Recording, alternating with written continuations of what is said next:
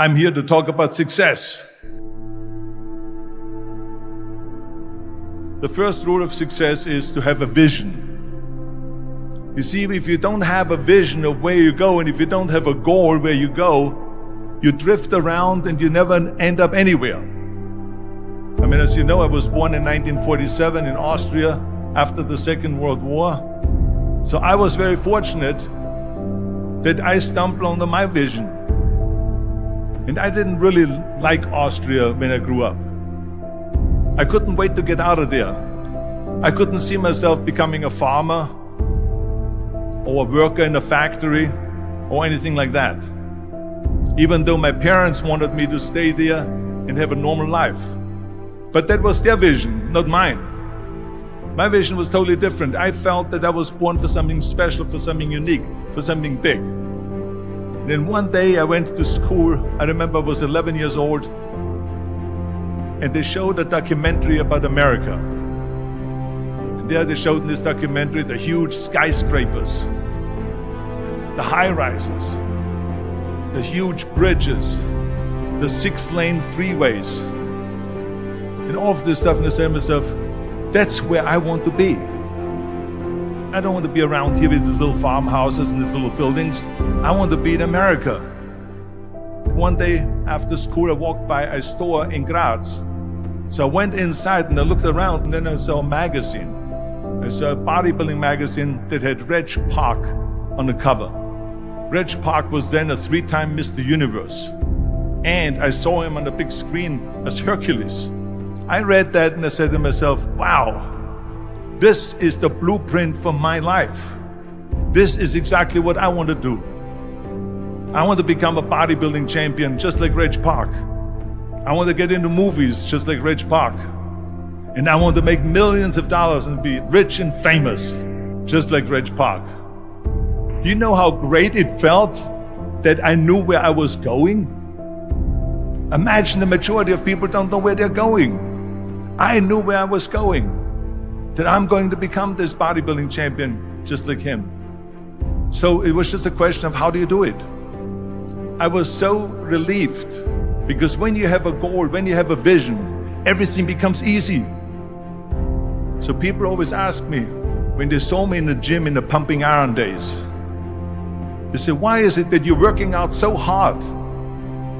5 hours a day, 6 hours a day, and you have always a smile on your face. And I told people all the time, I said, because to me, I'm shooting for a goal. In front of me is the Mr. Universe title. So every rep that I do gets me closer to accomplishing that goal, to make this goal, this vision turn into reality. Every single set that I do, every repetition, every weight that I lift will get me a step closer to turn this goal into reality.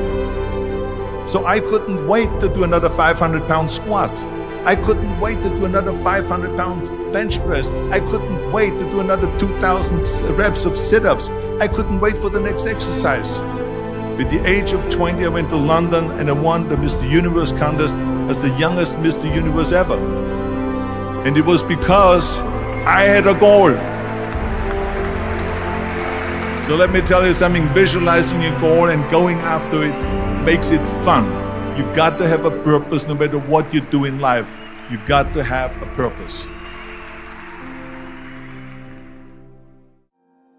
74% hate their job in America. Now, this is not much different when you come to Europe. The majority of people don't like what they're doing, because they're really not doing it because they didn't have a goal and they followed this goal. They just aimlessly drift around, and then all of a sudden there's a job opening, so they get that job because you have to work. But then when you work, it's a chore. It's work. It's not fun. So if you think about, only a quarter of the people really enjoy what they're doing in life. That is unbelievable if you think about it. So I felt so blessed that I knew what I was doing. It's like a medical student that studies and knows he wants to become a doctor. You know where to go. And the same thing is also in politics. I remember that in politics, I had a very clear vision that I will be the leader of California. That's as far as I could go because I was not born in America, so I could not run for president. So being the governor of the fifth largest state, the largest state, the fifth largest economy in the world, was for me really the ultimate title, the ultimate accomplishment in politics. So even though people came up to me and says, why don't you go and run for something smaller, you're never gonna make it. I ran for governor, and then 2 months later I became governor of the state of California. Again, because I had a very clear vision what I'm gonna do with California.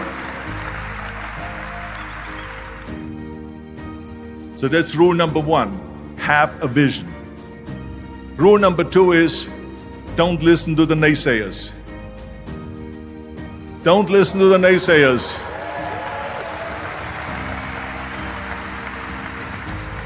Everything I ever did, the thing that I heard out of people's mouth was, that's impossible. That can't be done. Or no. That is exactly what I heard, and of course I proved to the people that it can't be done. So whenever someone said to me, it can't be done, I heard, it can be done. When they said no, I heard yes. And when they said it's impossible, I heard, it is possible. I'm a strong believer of what Nelson Mandela said, that everything is always impossible until someone does it. Well, I'm gonna be the one, I said to myself, I'm gonna do it and I'm gonna show it to them. Maybe it has never been done before. That's perfectly fine with me. But I'm gonna do it. And I did not listen to the naysayers. It's all about the hard work that you put in. I said to myself, in bodybuilding I worked out 5-6 hours a day. I'm gonna do the same thing now for acting. And of course I went to college to study English. I studied the accent removal, acting classes, and all of this stuff, all day long. I worked and I worked and I worked. And within a short period of time, I made one movie called Hercules in New York, which of course went right into the toilet. But it didn't discourage me. I still had the same vision. And then all of a sudden I did Streets of San Francisco. I did Stay Hungry and Pumping Iron and The Villain. And then all of a sudden I was asked by Dino De Laurentiis and by Universal Studio to star in Conan the Barbarian. And after I did Conan the Barbarian, the director at the press conference said to the press, the director was John Milius. He said to the press, if we wouldn't have had Arnold, we would have had to build one. So think about that. The very body that they said can never be sold because the time is wrong. A few years later, I'm doing Conan the Barbarian, and it was the #1 hit at the box office when it came out in the summer of '82. Think about that. And the director says, if we wouldn't have had his body, we would have had to build one.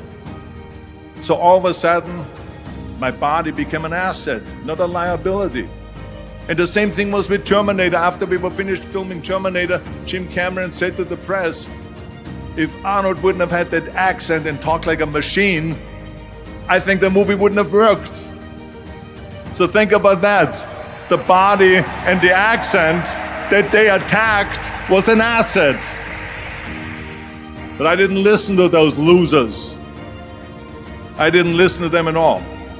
It's just the reality of it is that you cannot listen to the naysayers. So this is a very important lesson for all of you.